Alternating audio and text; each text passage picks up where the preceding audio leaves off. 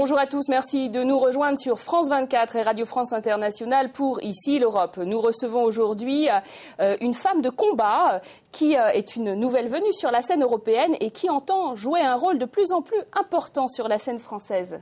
Son parcours est atypique, c'est celui d'une franco-norvégienne, magistrate, juge d'instruction au pôle financier. Elle a fait trembler les plus hauts dirigeants dans l'affaire Elf. Aujourd'hui, elle a tourné la page. Elle est députée européenne, présidente de la commission développement et elle entend être la prochaine candidate d'Europe Écologie aux prochaines présidentielles en France en 2012. Eva Joly, bonjour. Bonjour. Alors, on va commencer par l'actualité, évidemment, qui s'impose du monde arabo-musulman, avec la visite de Catherine Ashton en Tunisie et qui sera également la semaine prochaine en Égypte. Une visite, alors plutôt hâtée cette fois-ci, puisqu'on lui a reproché son manque d'empressement précédemment, son manque de charisme aussi. Est-ce que cette femme a vraiment des marges de manœuvre par rapport à la diplomatie des 27 ?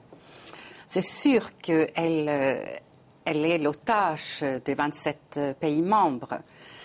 C'est vrai aussi qu'elle aurait peut-être dû se déplacer plus rapidement.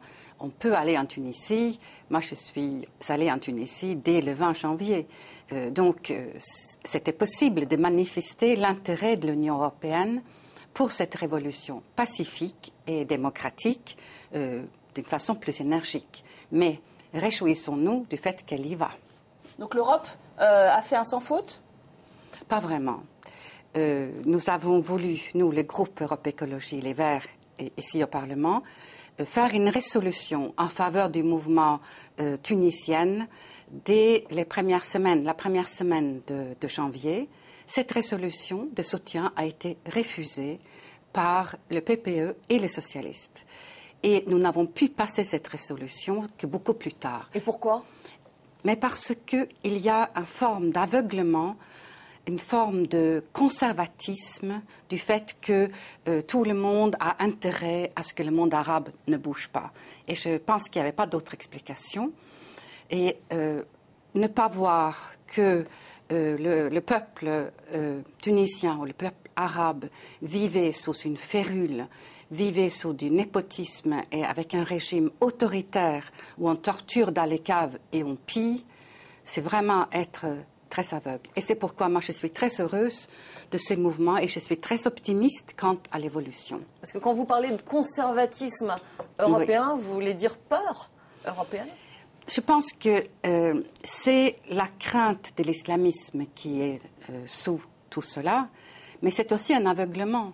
C'est de ne pas voir que les sociétés arabes évoluent et qu'aujourd'hui, ce n'est pas les frères musulmans qui mènent le jeu. Ce sont les jeunes, ce sont les femmes avec Facebook et Twitter.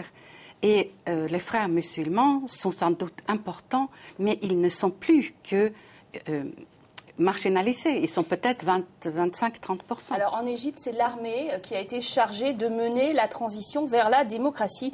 Est-ce qu'on peut vraiment faire confiance à l'armée sur ses engagements démocratiques ? Alors, vous savez, en Égypte, l'armée est présente depuis le départ du roi Farouk. C'est eux qui ont déposé le roi Farouk et qui avaient installé Sadat. Moubarak, qui a pris le pouvoir après la mort de Sadat, était un officier de l'armée. Et donc, c'est un pilier de la société. Il y a l'armée, il y a les religieux et puis il y a les jeunes. Et c'est la force organisée aujourd'hui en Égypte. Et on a vu dans ces mouvements que l'armée n'a pas tiré sur les foules. Ils sont orientés la tour des chars vers le palais et non pas vers la population. Donc, ils ont donné des gages. Ils ont également donné des gages en disant qu'ils organisaient des élections dans les 6 mois. Donc, pour le moment, il me semble que tout va bien en Égypte. Est-ce que l'armée n'a pas intérêt, justement, à conserver, justement, le régime tel qu'il existait auparavant ? Je pense que nous l'avons vu en Turquie. Nous avons vu là aussi l'armée était la force constituante et on a vu cette transition bien se passer. Donc il y a un exemple et donc il faut qu'il trouve un équilibre entre l'armée, les jeunes et les religieux. Alors la Tunisie, c'est un dossier qui embarrasse terriblement la chef de la diplomatie française, Michèle Alliot-Marie. On vient de découvrir que ses parents ont investi dans une société immobilière d'un proche de la famille Ben Ali. Alors c'est une révélation qui intervient après bien d'autres. Est-ce que selon vous, Michèle Alliot-Marie doit démissionner ? Je l'ai demandé, et non pas en raison de ses voyages, ni en raison des investissements des parents, mais en raison de la bourde politique qu'elle a faite et qui démontre une absence de compréhension de l'univers arabe qui n'est pas supportable. Lorsqu'elle propose à Ben Ali le renfort des forces de sécurité françaises pour réprimer la révolte, pour moi, depuis ce moment-là, elle n'est plus crédible.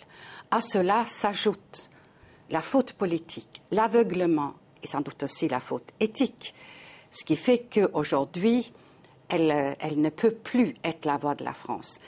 Il y a un exemple de ça, et même si Sarkozy fonctionne à l'affective d'une façon absolument outrancière, ça, il ne peut pas ne pas l'entendre. Lorsque le ministre des Affaires étrangères tunisien a salué Michèle Alliot-Marie, il a dû quitter le pouvoir. Et cela mesure bien combien en Tunisie il est impopulaire. En ce qui concerne les investissements, je pense qu'il faut quand même souligner que les parents ont 94 et 92 ans et un investissement, selon ce qu'elle en dit, c'est donc des choses en construction. On peut penser que ça c'est plutôt pour la descendance que pour eux-mêmes. 5000 Tunisiens ont accosté sur l'île italienne de Lampedusa. Jusqu'à maintenant, l'Europe avait pour habitude, ça l'a rassuré, de contrôler ce flux migratoire avec des dictatures dont vous parliez. La Libye. Notamment avec la Libye. Est-ce qu'on va maintenant vers un scénario d'un flux migratoire trop important, plus important que ne pourrait contrôler l'Europe, en fait? Je pense qu'il faut revenir là aux fondamentaux. Pourquoi est-ce qu'il y a une telle migration? Pourquoi est-ce qu'il y a une telle pression? C'est évidemment l'absence de développement de ces sociétés que nous avons encouragées à travers le soutien aux dictateurs. Et lorsqu'on voit l'action de l'Europe dans ces pays et aussi dans les pays africains, lorsqu'on voit ce qu'a fait nos accords de pêche qui ont participé à vider la mer, lorsqu'on voit ce qu'ils font nos entreprises qui n'ont pas assez d'égards pour le développement dans les pays et trop le regard sur le rendement de leurs entreprises, je pense qu'il y a une responsabilité partagée. Il n'y a pas d'autre solution pour les flux migratoires que de faire partir le développement. Alors comment faire? Moi je propose qu'on donne vie à l'Union méditerranéenne. Qui est quand même très mal partie. Qui est très mal partie parce que Nicolas Sarkozy l'avait conçu avec les dictateurs. Je pense que maintenant, nous devons le concevoir avec les nouveaux régimes, les régimes démocratiques et en faveur des peuples. Et donc, l'Europe, notre responsabilité à nous, c'est aider ces démocraties. Un grand plan Marshall européen, c'est ça? Absolument, ces démocraties naissantes. Il faut bien comprendre, nous exportons la démocratie par les armes en Afghanistan. Vous avez une idée de ce que ça coûte? Est-ce que nous allons continuer à envoyer des garçons français en Afghanistan, risquer leur vie, et nos finances publiques, parce que vous savez que ça, c'est des centaines de millions d'euros par an, et les Américains, c'est des milliards, plutôt que d'aller aider là où le peuple crée ce que nous souhaitons. Parce que le monde va quand même devenir meilleur lorsqu'on aurait balayé toutes ces gérocrates, kleptocrates torturants. Alors pour revenir sur la politique migratoire, parlons du débat qui agite plusieurs démocraties sur l'intégration ou l'absence d'intégration des populations immigrées. Un constat d'échec du multiculturalisme qui a été relevé par plusieurs chefs d'État et non des moindres. On écoute ce reportage de Lise Barcellini et Cédric Moll-Laurençon. Automne dernier, un livre-choc suscite la polémique outre-Rhin et bat des records de vente. Son titre, l'Allemagne se détruit. Sa thèse, les musulmans minent la société allemande. De quoi relancer le débat sur la place des étrangers dans le pays et notamment des immigrés turcs. La chancelière allemande prononce alors l'échec du multiculti. L'approche multiculturelle, nous vivons ici côte à côte et nous nous en réjouissons, cette approche a échoué, totalement échoué. Dans l'Hexagone, on préfère parler intégration et assimilation. Pourtant, Nicolas Sarkozy, lui aussi, enterre le multiculturalisme. Oui, c'est un échec. La vérité, c'est dans toutes nos démocraties, on s'est trop préoccupé de l'identité de celui qui arrivait et pas assez de l'identité du pays qui accueillait. Quelques jours plus tôt, le Premier ministre britannique dénonçait lui aussi l'échec du multiculturalisme, ou plutôt d'un multiculturalisme voulu et subventionné par l'État. En suivant la doctrine du multiculturalisme d'État, nous avons encouragé différentes cultures à vivre séparément, à l'écart les unes des autres et de la société dans son ensemble. Nous n'avons pas réussi à leur offrir la vision d'une société à laquelle elles voudraient adhérer. Nous avons même toléré que ces communautés aillent totalement à l'encontre de nos valeurs. Entre les lignes, l'État britannique, bailleur de fonds de l'islamisme radical, est terreau fertile pour les terroristes, grâce à une politique de subvention et à une reconnaissance officielle des communautés. 3 histoires nationales différentes, un même constat d'échec, et partout le même besoin de redéfinir le vivre ensemble. Les identités nationales des pays d'accueil ne sont pas suffisamment défendues? Je pense que tout cela est des discours de récupération politique. C'est faire plaisir aux racistes qui se manifestent dans beaucoup de pays européens. Dans le discours de Nicolas Sarkozy, par exemple, il parle des minarets. C'est une référence explicite au référendum suisse. À votre avis, il y a combien de minarets en France? Est-ce que les minarets sont un problème? Bien sûr que non, il n'y en a presque pas. Il y a infiniment moins de mosquées qu'il y a d'églises. Et ils essayent de récupérer le concept de laïcité en prétendant que la religion minoritaire dans notre pays, qui sont les musulmans, gêne l'espace laïque. C'est le monde à l'envers pour moi. Évidemment, nous avons le devoir de faire de sorte que ceux qui appartiennent à cette religion minoritaire aient leur lieu de prière, leur lieu de culte. Ce n'est pas une question d'argent, ce n'est pas une question de finances, comme on veut le faire croire. C'est le fait que les communes ne donnent pas de permis de construire pour permettre à cette religion minoritaire de notre pays, qui est bien là, d'avoir ces lieux de prière. La laïcité suppose la séparation de l'Église et de l'État, mais ça suppose aussi la liberté de culte. Il me semble qu'on oublie pour la France que nous sommes un pays multiculturel. Nous nous sommes constitués par des vagues successives d'immigration. Il y a encore des librairies polonais à Paris. Il y a énormément de Français d'ascendance polonaise, italienne, espagnole, portugaise, russe.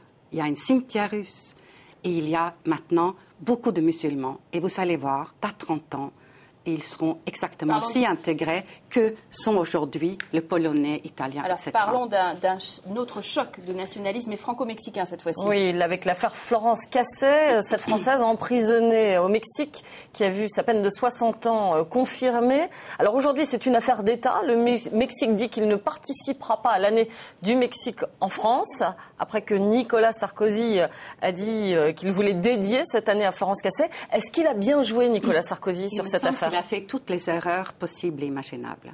Il a encore fonctionné dans le sentimentalisme et la récupération, pensant qu'en mettant les parents au centre, il allait récupérer 0,2% des voix, négligeant que par là, il mettait en péril nos relations avec le Mexique.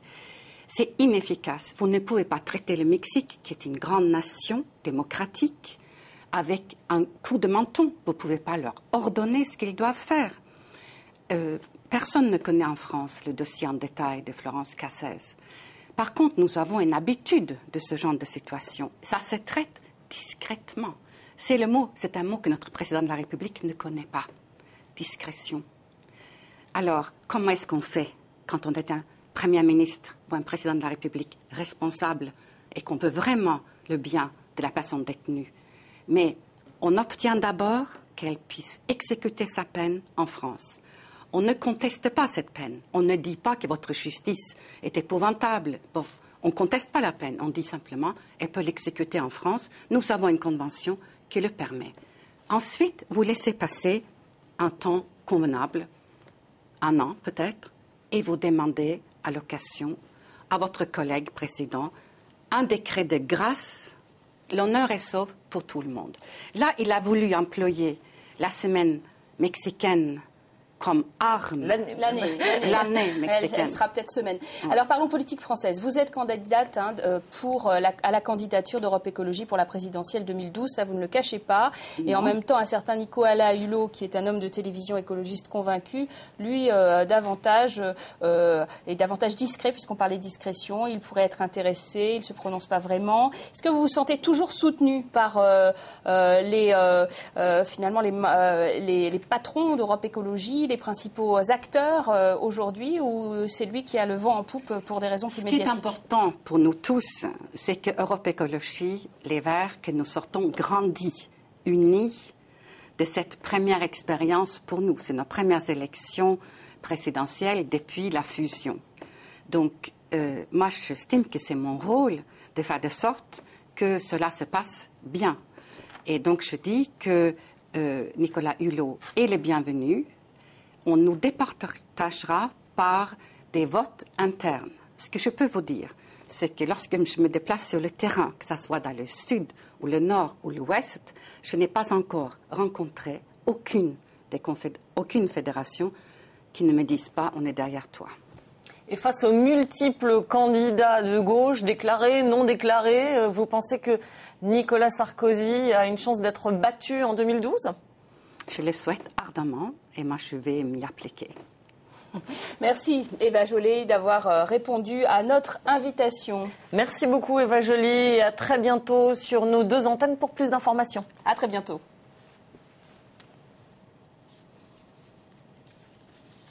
C'est bien.